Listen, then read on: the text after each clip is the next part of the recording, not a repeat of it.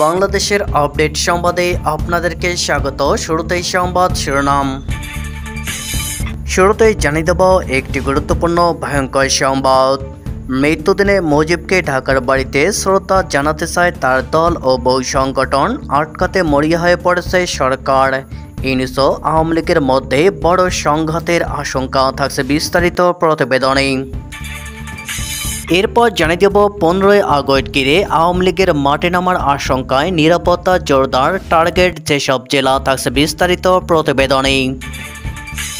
এদিকে কঠিন এক চাঞ্চল্যকর তথ্য ফাঁস। গুলশানের বাসাবাড়িতে চাঁদাবাজির ঘটনায় আসিফ মাহমুদ সজীব ভুঁইয়া জড়িত আছে বলে স্বীকারোক্তি, থাকছে বিস্তারিত প্রতিবেদনে।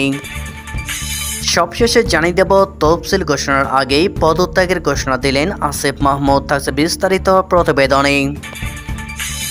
এতক্ষণ শুনছিলেন সংবাদ শিরোনাম, এবারে বিস্তারিত। মৃত্যুদিনে মুজিবকে ঢাকার বাড়িতে শ্রদ্ধা জানাতে চায় তার দল ও বহু সংগঠন। আটকাতে মরিয়া হয়ে পড়েছে সরকার। ইউনূস ও আওয়ামী লীগের মধ্যে বড় সংঘাতের আশঙ্কা। আগামীকাল শুক্রবার বাংলাদেশের স্থপতি শেখ মুজিবুর রহমানের 50তম মৃত্যুদিন।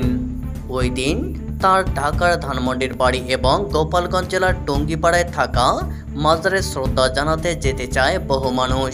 শ্রদ্ধা জ্ঞাপনের কর্মসূচি নিয়েছে বহু সংগঠন এবং আওয়ামী লীগও, কিন্তু টঙ্গীপাড়ার মাজারে শুক্রবার প্রবেশে কড়াকড়ি করেছে কর্তৃপক্ষ। অন্যদিকে ঢাকার ধানমন্ডির বাড়িতে প্রবেশাধিকার নিষিদ্ধ, সেখানে ব্যারিকেড আরও মজবুত করা হয়েছে। প্রধান উপদেষ্টা মোহাম্মদ ইউনূসের প্রেস সচিব শফিকুল আলম জানিয়েছেন, মুজিবুর রহমানের মৃত্যুদিনে প্রকাশ্যে কোনো কর্মসূচি পালন করা যাবে না, করলে প্রশাসন ব্যবস্থা নেবে। 1975-এর 15 আগস্ট শেখ মুজিবুর রহমান তার ঢাকার বাড়িতে সপরিবারে খুন হয়েছিলেন। আওয়ামী লীগ ক্ষমতায় থাকার সময় দিনটি জাতীয় শোক দিবস হিসাবে পালন করে আসছিল। দলের পক্ষ থেকে জানানো হয়েছে, আগামী শুক্রবার তারা শোক দিবস পালন করবে। বঙ্গবন্ধুর ঢাকার বাড়ি এবং টঙ্গীপাড়ার মাজারে বিশেষ শ্রদ্ধা জানানো হবে। দলের তরফে দেশবাসীকে আহ্বান জানানো হয়েছে, শুক্রবার মসজিদ, মন্দির, মাজার, গির্জায় মুজিব ও তার পরিবারের নিহত সদস্যদের জন্য বিশেষ প্রার্থনার আয়োজন করতে।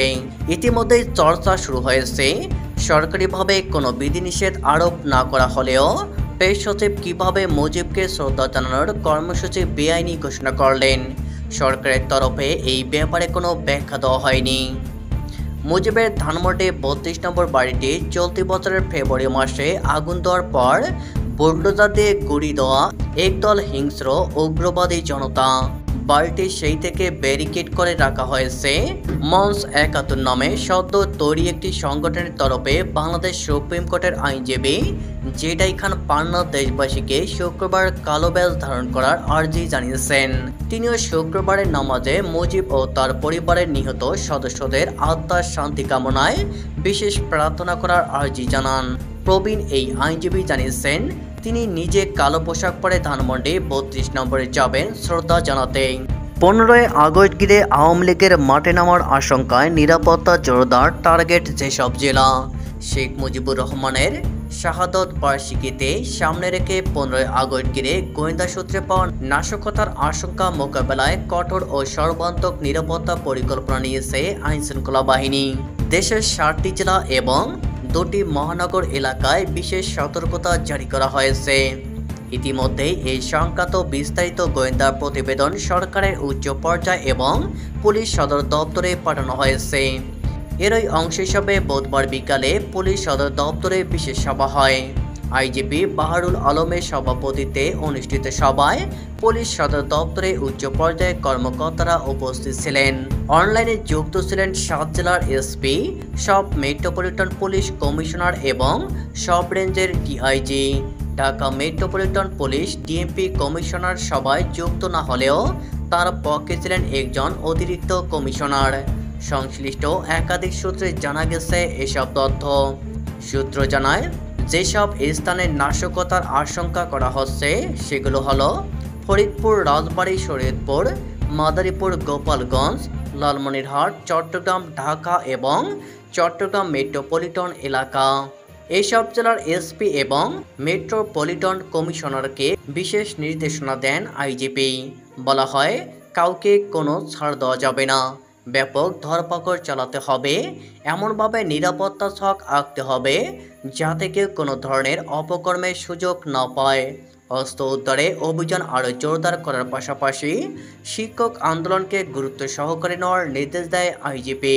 সাবেক সংসদ সদস্য শামী আহমেদের ঢাকার গুলশানের বাসায় চাঁদাবাজির ঘটনায় অভিযুক্ত বাংলাদেশ গণতান্ত্রিক ছাত্র সংসদের সাবেক যুগ্ম আহ্বায়ক জানে আলম অপু স্বীকারোক্তিমূলক বক্তব্যে স্থানীয় সরকারি বিষয়ক উপদেষ্টা আসিফ মাহমুদ সজীব ভুঁইয়ার নাম এসেছে।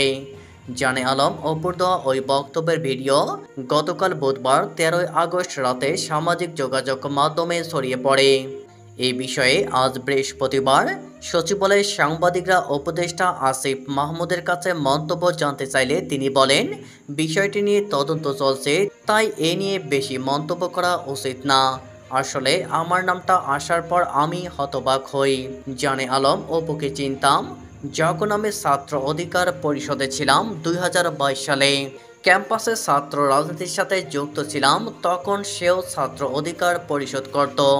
সে সম্মিলিত বেসরকারি বিশ্ববিদ্যালয়ের কমিটিতে শিরোবোধ হয়।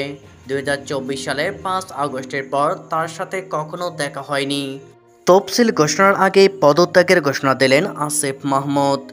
নির্বাচন নিয়ে এখনও চূড়ান্ত সিদ্ধান্ত নেয়নি, তবে নির্বাচন করলে তফসিলের আগে উপদেষ্টার পদ ছেড়ে দেওয়ার কথা জানিয়েছেন স্থানীয় সরকার এবং যুব ও ক্রীড়া মন্ত্রণালয়ের উপদেষ্টা আসিফ মাহমুদ সজীব ভুঁইয়া।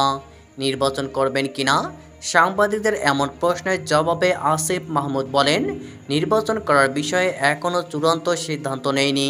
করলে তফসিলের আগেই উপদেষ্টার পদ ছেড়ে দেব, এনসিপিতে যোগ দেব কিনা নিশ্চিত নয়। বৃহস্পতিবার 14 আগস্ট দুপুরে সচিবালয়ে সাংবাদিকদের প্রশ্নের জবাবে এইসব কথা বলেন তিনি।